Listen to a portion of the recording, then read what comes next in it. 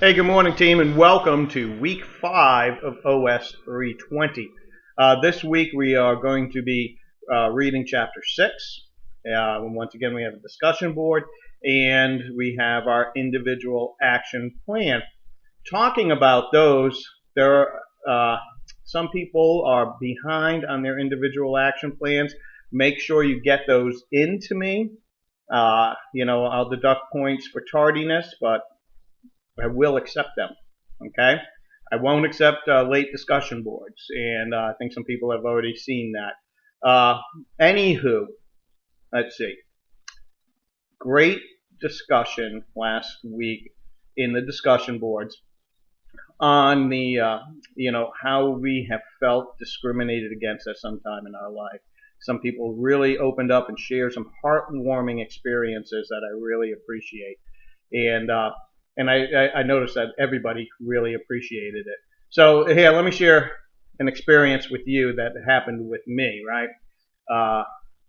One time I was a single father in the Navy, and I retained full custody of my daughter, right, from my first wife, and this was probably 18 years ago or so. My daughter is now going on 21.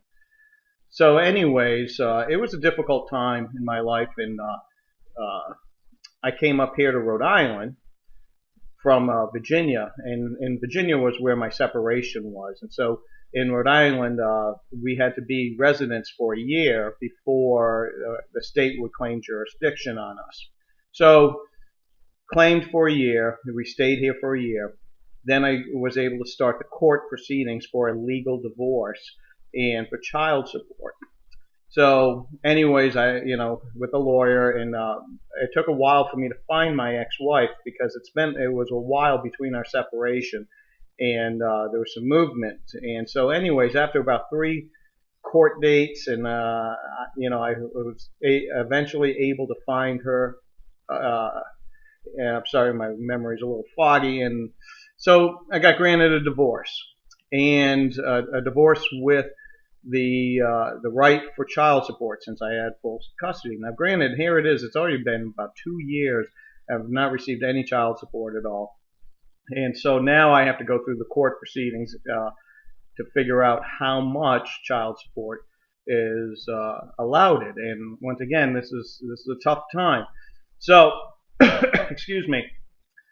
So now I'm going into court cases, and I'm involved with DCYF, for family services here in Rhode Island. And this is where I felt discriminated. So I go up to the office, and because I'm a man, or because they don't deal with men, as soon as I walk into this office, the words I got were, "You can drop your check off here." I'm not here for for drop off. I'm here to get your services to collect for child support and to represent me in court for this. So they then have me fill out some paperwork, and the paperwork in my mind was very sexist because it's asking questions like, what is his address, where does he work, and I know I'm not the only single father out there. As a matter of fact, there were 2 other single fathers in my office that worked for me. So it was very sexist. And then what happened is we had to go to court. They kept blowing it off. Like they didn't take me serious. I had to, go up there for a meeting. The paperwork wasn't ready. They said, "Oh yeah, 9 o'clock. You need to come up here to the office." I go up there. No, my representative is not there. I actually got a state senator involved, and so after I got the state senator involved, they started taking me a little bit more serious. And one time we go to court, and the lawyer doesn't even have his paperwork, so we had to go another time. And so it was just a disaster, and it actually made me sick to my stomach that I felt I was being so discriminated against because I was out of the norm.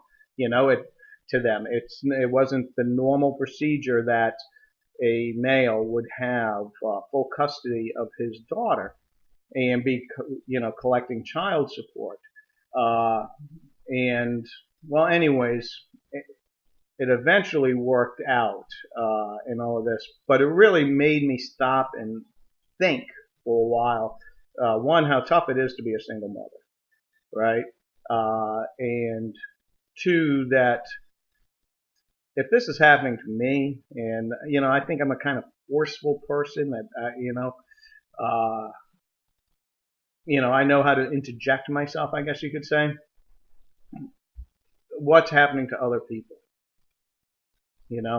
So, anyways, I hate thinking about that, but there was a story with me and how I felt that I was being discriminated against, and it was sexuality, and it was because of my gender, and because I wasn't the norm that they expected. I don't know, but anyways, yes. So welcome to week 5 here.